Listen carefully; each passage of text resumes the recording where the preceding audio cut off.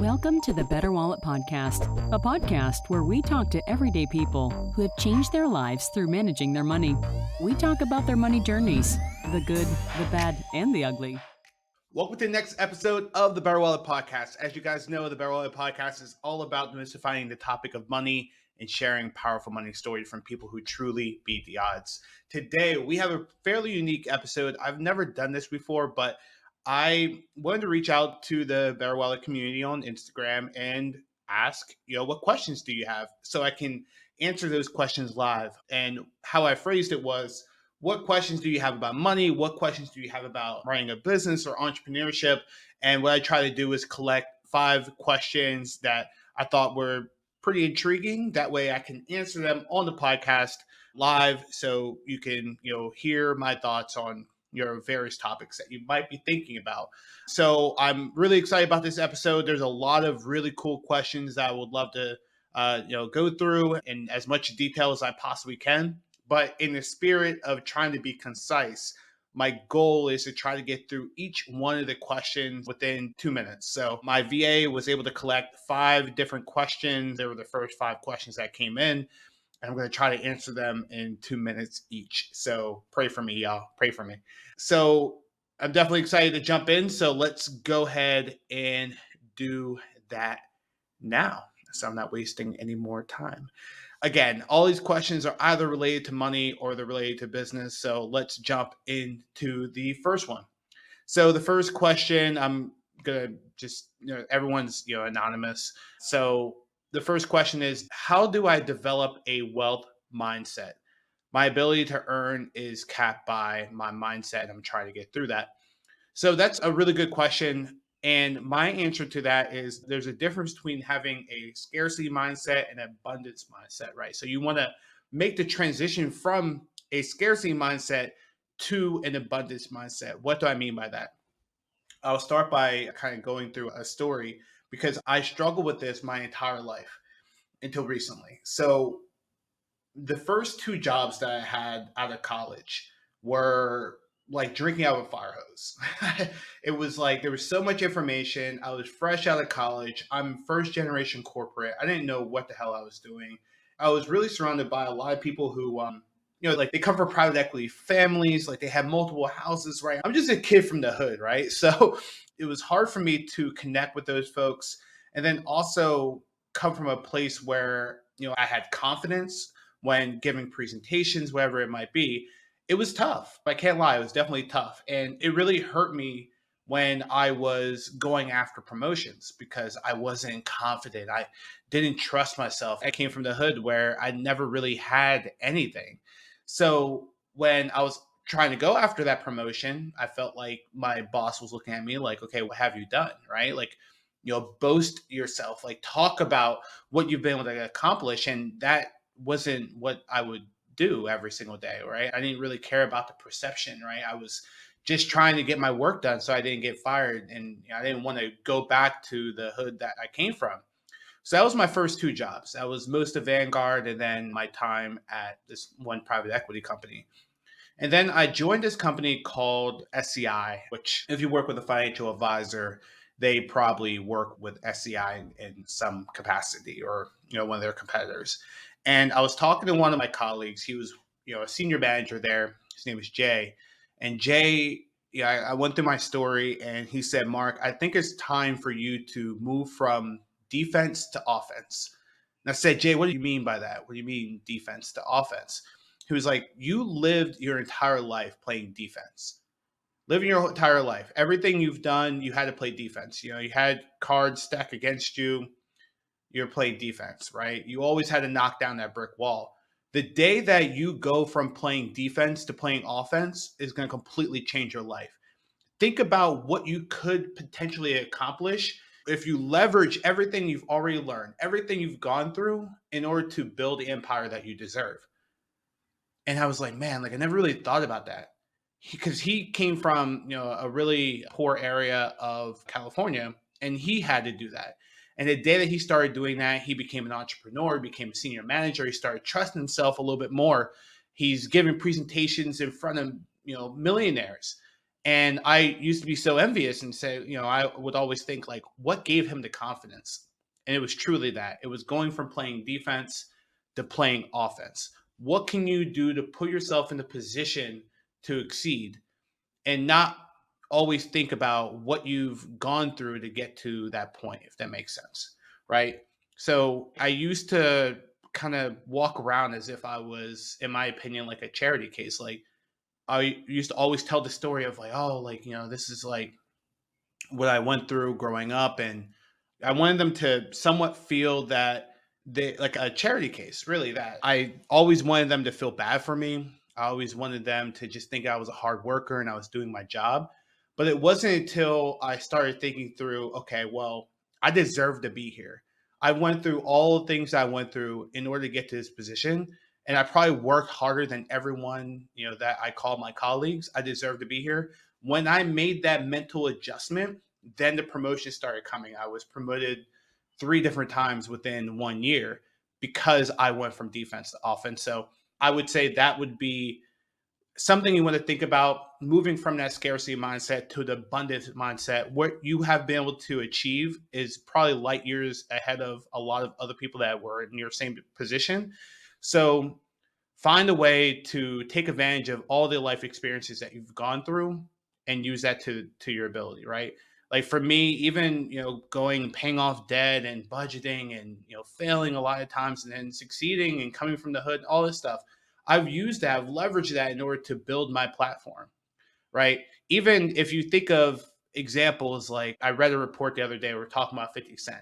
50 Cent has made millions of dollars by talking about his, when he got shot 9 times, right? Everyone can recite that. Everyone knows In the Club by 50 Cent. 50 Cent was able to achieve what he's been able to achieve because not only did he tell his story, but he didn't treat it as if it was a charity case, right? Feel bad for me because I got shot, right? Instead, he used that as a stepping stone and put himself in a position and really like leverage his abundance mindset to be an actor. He had video games, right? Like he has been a producer. I mean, of course, he's the rapper, right? But he's leveraging that and he's constantly thinking, okay, like how can I continue to play offense even though I went through all the things I went through when I was growing up in New York? So that would be my answer to your question. I see now I'm very much over that 2 minute cap, but let's keep rolling through them. So question number 2, never invested before. What's my first step? So the first step is understanding, number one, like what are you investing for? Like what is your end goal? A lot of times people chase after the returns. They want to like get 8, 10, 20%.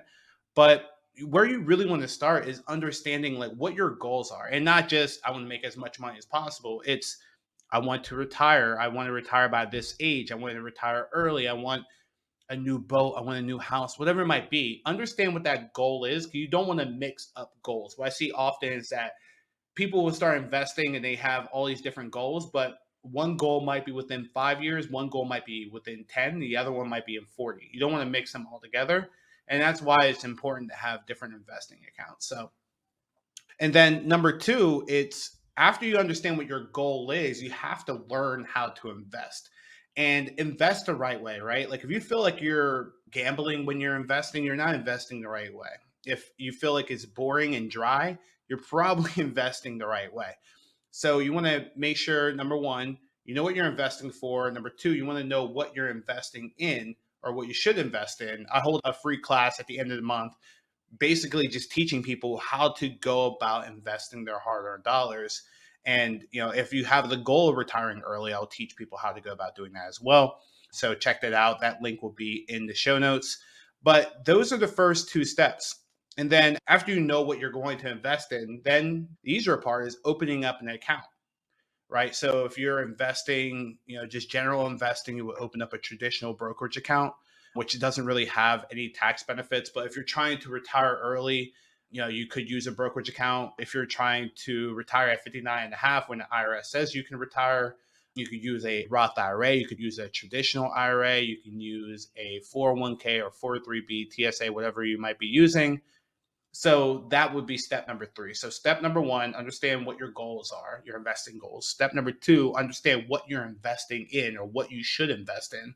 And then step number 3 is knowing which account to open up. And then opening an account is as simple as, likely if you follow me, you have an Instagram account. The way I look at it is opening up an Instagram account, in my opinion, is somewhat the same as like opening up a traditional brokerage account or open up an account in general. So don't overcomplicate it. I think a lot of times people believe that investing and opening up an account is more complicated than what it is. My advice is just to take the first step. And if you need help, you know where to find me. So that is what I would do if you haven't invested before and you want to know your first step. Number 3, so this is actually pretty hot off the press. So the question is verbatim, what's up with Apple getting into the banking space? Are they putting big banks on notice? And the reason why this question popped up is because Apple, over the last few months, they launched their buy now, pay later service, which you probably are familiar with buy now, pay later, but basically you buy a product, you pay a very low cost, and you just have monthly installments until you pay it off. So there's companies out there that offer that. Now, Apple jumped into that space because they have noticed that it's incredibly lucrative for the actual business. So they've jumped into that space as of recently, as of this week. They opened up what they call a high yield savings account, along with everyone else and their mothers who are opening up high yield savings accounts, given that like a traditional bank account, they're paying less than, what they call 35 basis points or 0.35%. With a high yield savings account, they're giving you more interest. So normally it's 10 to 20 times more interest in a high yield savings account. And given that money is more expensive now because interest rates are higher, everyone and their mothers are opening up these high yield savings accounts. And it's because they can do that and they can make money on the side, just to kind of keep it simple. So there are a lot of high yield savings accounts. I use Ally high yield savings account. There are other ones, really good ones out there. But then Apple said, hey, look, I want to get into this space. The interesting thing about them getting into this space is that they are still using Goldman Sachs as the underwriter. Goldman Sachs also has a high yield savings account, which is called Marcus, which is extremely competitive with all the best players out there. It's interesting that they happen to be the underwriter for Apple's high yield savings account. But conceptually, to answer your question, here's how I would think about it. And we thought about this a lot in like the strategy sessions at Vanguard, because using Vanguard as an example, or just like big financial firms, you have big financial firms, you have tech firms. The big financial firms, they're really good at finance, but they're somewhat lousy at technology, right? So just kind of keep that in mind. The tech firms are really, really good at tech, but they might not be as great at the financial part of things. With the whole move to fintech, these big companies, the Vanguards, the Fidelities, you name the big financial firm, they're trying to be better at technology because they know that the new generation X, millennials, they are tech first, finance later. Our parents, the boomer generation, it was very much financial firms first, and then they just so happen to have technology. So why is that important? It's because these companies, like the Fidelities and the Vanguards of the world, they have the trust already of the end consumer.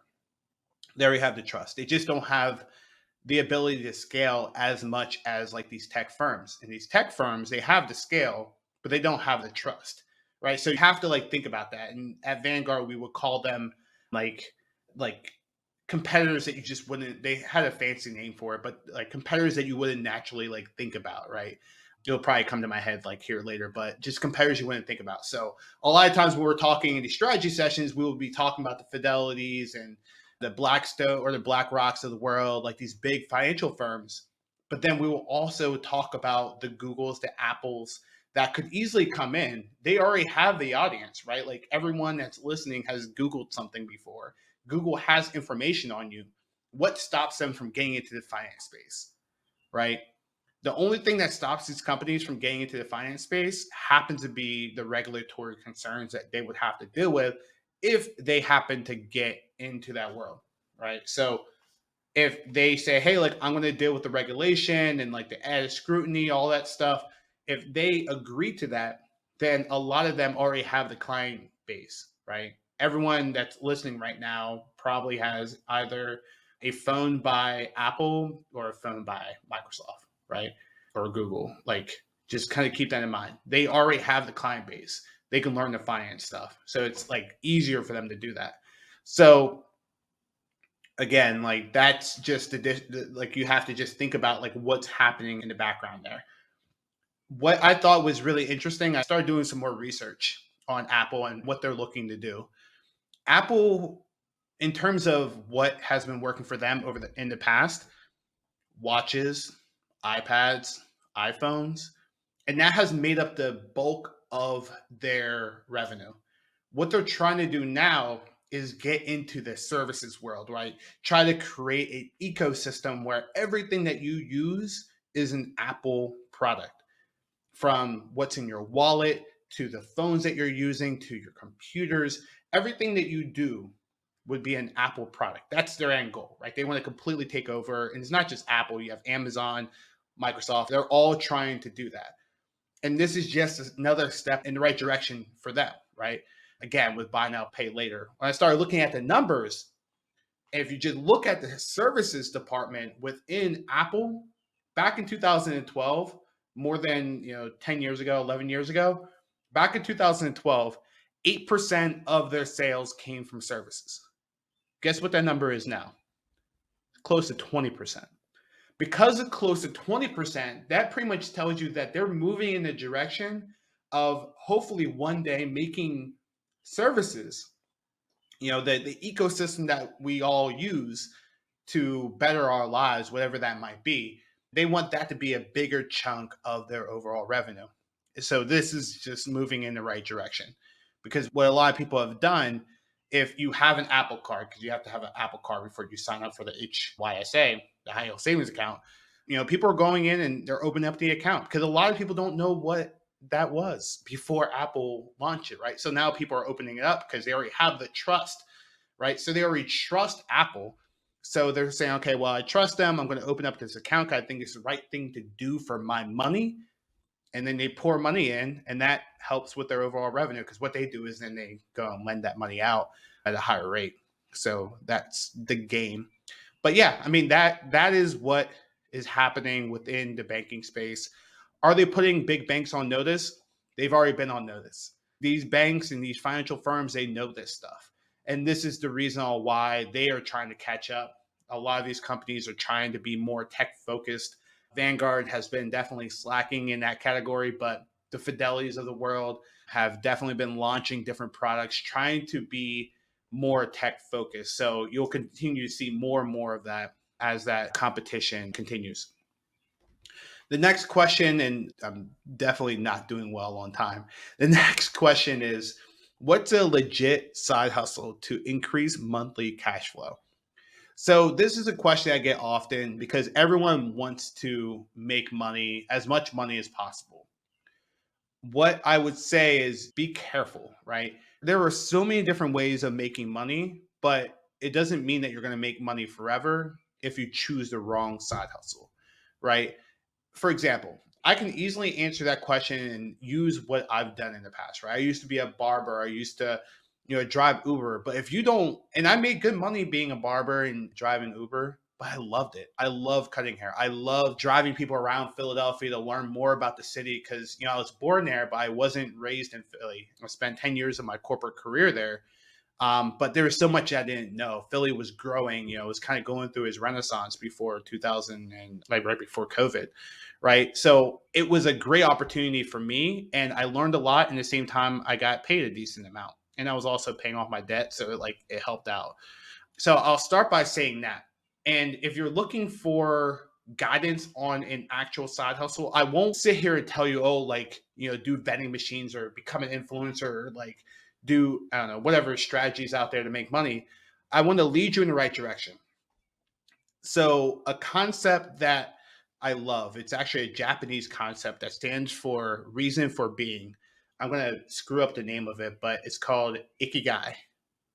I think that is correct. Ikigai. Again, it stands for reason for being, and it's a Japanese concept. What does that mean?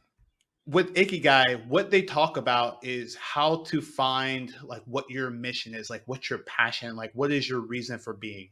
And it's a combination of what you love, what you're good at, what people need, what you can get paid for. And the only one that they don't talk about, which I think is also really important, is just because people are willing to pay for it right now and it's in hot demand right now, doesn't mean that it's going to be a hot demand later. So not only would I combine what you love, what you're good at, what people need, what you can get paid for, but also I would add in what would people continue to pay for, right? Using a bar, like I just came from the barbershop. So I have a fresh cut. I mean, my barber is going to be in business forever. Unless some robot comes around and they're able to cut hair or whatever, chances are he's going to be in business forever. And the reason why is because he loves what he does. He's really good at it. It's what people need. You know, people will continue to have hair unless everyone goes bald. You know, people will pay for it and they'll continue to pay for it over forever, right? Because again, people will always have hair. So what I would say to the person who asked that question, think about that. What do you love? What do you love to do? What's something that you could do and not even get paid for it, but you happen to get paid for it, right? What's something that you're like really good at? Where your friends and family said, you know, I go to John in order to learn more about X. For me, it was budgeting, it was paying off debt, it was investing. And if my family's asking for advice on that topic, likely there's thousands, millions of other people that probably need that help, right? And then think about, you know, what do people actually need? What are they looking for? Like what demand is out there for a specific service or product? And then lastly, you know, what can you get paid for? Because there's a lot of things that you could do, but people won't be willing to pay for it or continue to pay for it, right? What's going to be in demand forever? Like for me, it's finance. I know finance is going to be a demand forever. Everyone, you know, there's a lot of people that are stressed about their finances, and I'm here to help coach them in the right direction. So those are things that you should think about if you're looking for a legitimate side hustle to increase monthly cash flow. Because if you get all of that right, then you can basically have that side hustle forever. My goal is to not just give you a side hustle that's going to work for the next month. I want you to have a side hustle that's going to help you achieve your goals from now to 20 years from now. Maybe have a business, pass it down to your kids, because that's what true generational wealth is. Not, you know, going out and, you know, selling candy, whatever the side hustle might be. All right. So here's the last question. And then I'll wrap it up here. And it's actually a pretty deep question, but I'm going to try to stick within 2 minutes. Again, I've been failing at this. What's the toughest part of being a business owner, being an entrepreneur? I'll start with the positive stuff because there's a lot of positives that come along with being a business owner. I love what I do. I love what I do. I love talking money. I love helping people achieve the goals that they thought they would never be able to achieve. The freedom of being a business owner and being able to choose my own schedule. And, you know, if I didn't want to participate in a meeting, I don't really need to unless it's for my clients. I'm in control, complete control of my calendar. If I don't want to work today, if I want to just stop after this recording and just not do anything, I could. In corporate, that wasn't the type of freedom that I had.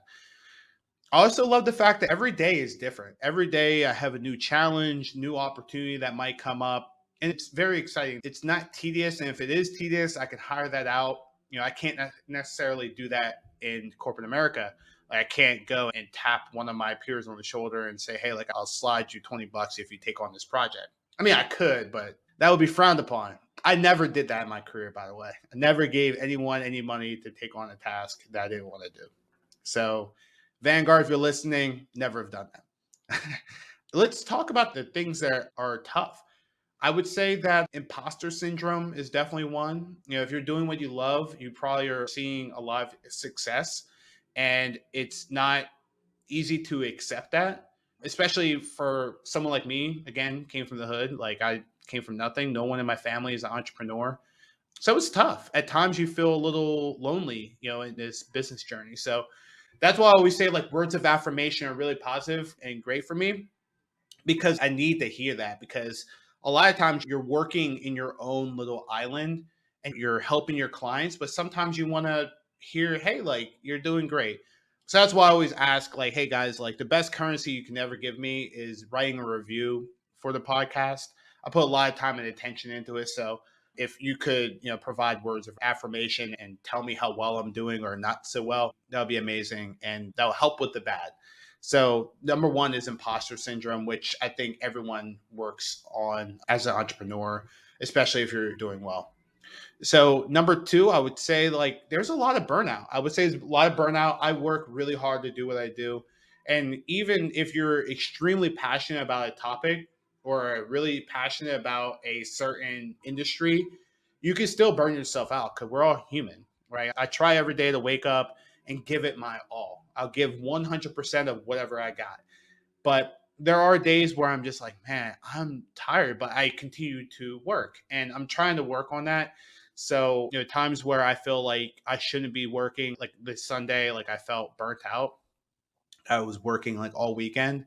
And there's times where you just have to say, like, I have to stop. So burnout is definitely number two of like the toughest part of being like an entrepreneur. And along the same vein, like you're always working. Like I'm constantly working. When I'm not working, I'm working, right? But I believe in work-life integration, right? Because it would be hard for me to bucket, okay, this is work time, and then this is non-work time. I have to integrate the two for now because there's so much that needs to get done. And as we're in this growth phase and we're building like really cool things for it, like I'm working on a bunch of different things right now. I can't stop. I can hire out, but like there's parts of the business where I need to be there. And eventually I'll hire that out. But as of right now in the growth phase, I need to be there. And that means I'm always constantly working. But even with all the bad, it doesn't even come close to all the good, right? Like the good trumps the bad any day. So I love what I do, and that allows me to keep producing content for you guys. So those are the 5 questions. I hope to do this again into the future and try to be more concise, have this within 2 minutes. I don't think that's going to be possible because I have so many thoughts and insights on different topics. But again, guys, if you could, please rate or review the podcast. Rate and review. I'll give you a virtual high five if you rate and review, but rate or review the podcast. Just take 2 minutes, 2 seconds. I think it would take in order to get that done. But with that, I'm going to close out the episode. I'm looking forward to doing this again, and I'm looking forward to hearing you or seeing you guys again on the next episode of the Betterwallet Podcast. Have a great evening and have a great weekend. Thanks for tuning in to the Betterwallet Podcast. Make sure you subscribe to the show wherever you listen to podcasts. And if you found any value, we'd appreciate a rating and review.